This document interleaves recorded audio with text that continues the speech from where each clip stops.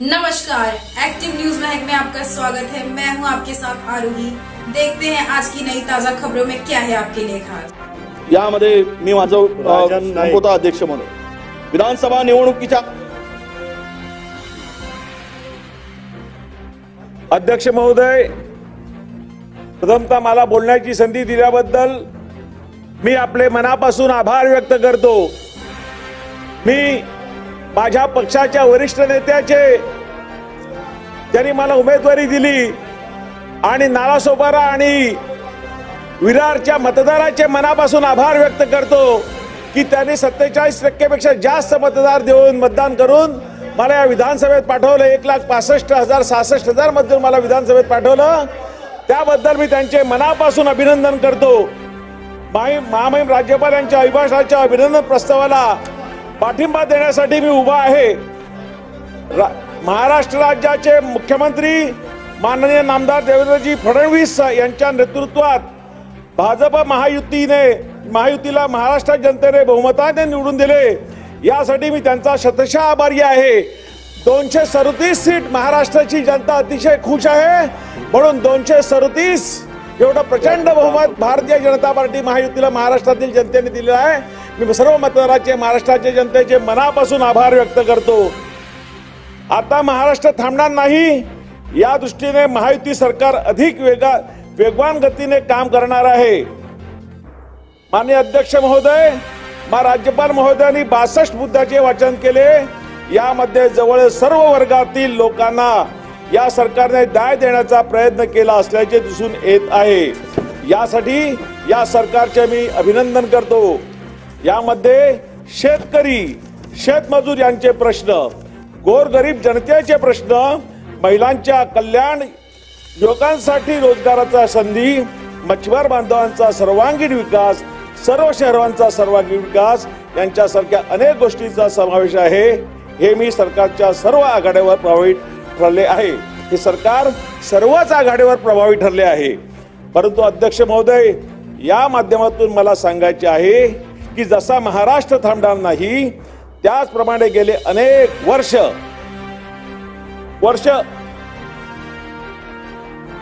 शाश्वत विकासापासून वंचित असलेल्या वसई, नालासोपारा, विरार देखील थांबणार नाही, याची या सरकारच्या माध्यमातून काळजी घेतली जाईल असा विश्वास मी व्यक्त करतो। अध्यक्ष महोदय, पहिल्यांदाच संधी मिळाली आहे, एक 2-3 मिनिटं तरी बोलायला संधी द्यावी अशी विनंती आपल्याला आग्रह। आता प्रत्येकाला आपलं वक्तव्य 2 मिनिटं। आधी अंदाजे 30 लाख लोकसंख्या असलेल्या या शहरामध्ये पाण्याचा प्रश्न अतिशय गंभीर आहे। आजही टँकरच्या मोठ्या प्रमाणात टँकर तिथे चालतात, आजही मोठ्या प्रमाणामध्ये तिथे टँकर चालतात। अमृत टप्पा योजना 2 अंतर्गत मोठा निधी केंद्र आणि राज्य सरकारने दिला आहे, परंतु डिस्ट्रीब्युशन लाईनची व्यवस्था चांगली झाली नसल्यामुळे आजही लोकांना एक दिवसा 8 पाणी मिळतं। अध्यक्ष महोदय, महाराष्ट्र सरकारने एमजीबीच्या माध्यमातून 185 MLD पाणी दिलं। मी शासकाचं एमएमएचं मनापासून अभिनंदन करतो। ग्रामीण भागाला पुरवठा करण्याची जबाबदारी एमजीबीची आहे, महाराष्ट्र जीवन प्राधिकरणाची आहे। परंतु अध्यक्ष महोदय, 5-6 वर्षापूर्वी 5% काम बाकी असलेलं आजही तेच काम बाकी आहे। आमच्या शहराला, ग्रामीण भागाला या पाणी पुरवठा आजही होत नाही। 20 वर्षापासून बांधलेल्या टाक्यामध्ये आजही एक थेंब पाण्याचा पाणी गेलेला नाही। अध्यक्ष महोदय, अनधिकृत बांधकामाबद्दल बोलायलाच नको। 872 अधिकृत ज्या जागा आरक्षित केलेल्या आहेत त्याच्यापेक्षा 50% आरक्षित जागेमध्ये अनधिकृत बांधकाम झालेलं आहे।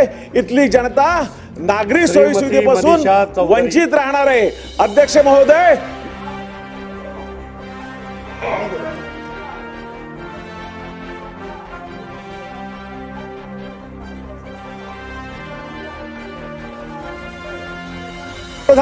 करोडो लोकांना घरं देतात, आमच्या इथे गरिबाची घरं तोडण्याचं चाललं आहे। अध्यक्ष महोदय, त्या गरिबांचा काही दोष नाही। आमच्या भगिनींनी सौभाग्य अलंकार विकून तिथे घरं विकत घेतलेली आहेत, परंतु तिथल्या असणाऱ्या प्रशासनाच्या निष्काळजीपणामध्ये त्यांच्या घरात तोडण्याची वेळ आलेली आहे। तिथे डम्पिंग ग्राउंड ज्या शहराच्या भागात आहे, आजूबाजूला तिथे नागरी वस्ती आहे, त्यामुळे ते डम्पिंग ग्राउंडचं आणि त्या एसटीपीचं आरक्षण बदलावं असं मी आपल्या माध्यमातून शासनाला विनंती करतो आणि दुसऱ्या ठिकाणी ते डम्पिंग ग्राउंड आणि एसटीपी न्यावं अशी विनंती करतो। अध्यक्ष महोदय, बोलण्यासारखे विषय खूप आहेत, आम्हाला एखाद मिनिट अजून द्यावा अशी मी विनंती करतो। वाहतुकीची प्रचंड कोटी अध्यक्ष महोदय आहे, आमच्याकडे 4 ब्रिजची मनीषाताई रेल ओव्हर ब्रिजची अत्यंत आवश्यकता आहे। अध्यक्ष महोदय, मी राज्यपाल प्रधान करोडो लोकांना घरं देतात, आमच्या इथे गरिबाची घरं तोडण्याचं चाललं आहे।